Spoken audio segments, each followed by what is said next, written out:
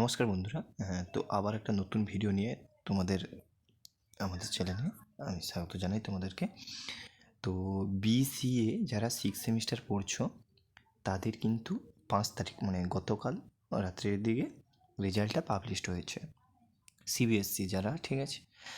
তো তারা কিভাবে দেখবে বা তাদের রেজাল্ট পিডিএফ কিভাবে পাবে, তো সেই নিয়ে রিলেটিভ নিয়ে ভিডিও আজকের ভিডিওটা। তো আশা করি যারা এখনও আমার চ্যানেলটিকে সাবস্ক্রাইব করেন তারা প্লিজ চ্যানেলটিকে সাবস্ক্রাইব করো এবং ভিডিওটিকে শেয়ার করো, লাইক করো তোমার বন্ধুদেরকে। আশা করি তোমাদের হেল্পফুল হবে ভিডিওটা। তো চলো বেশি দেরি না করে ভিডিওটি স্টার্ট করছি।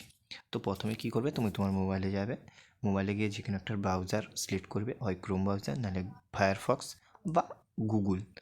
তো সেখানে সার্চ মারবে যে result of the BCA 6 semester CBSE examination 2025। তো এখানে যেই মারবে তুমি সার্চ, তো চলে আসবে এরকম একটা ইন্টারফেস।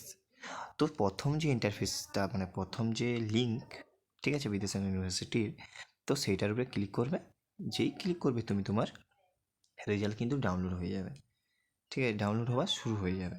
তো সেইটা দেখো, আমি তোমাদেরকে দেখাচ্ছি। 1 মিনিট। দেখো তোমাদের কিন্তু চলে আসছে, পুরো পিডিএফ চলে আসছে, ঠিক আছে?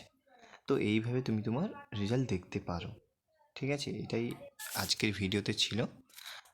তো আশা করি তোমাদের হেল্পফুল হয়েছে অনেকটাই। আর তোমার বন্ধুদেরকে শেয়ার করো যে তোমার বন্ধুরাও কীভাবে তারা তাদের রেজাল্ট দেখবে।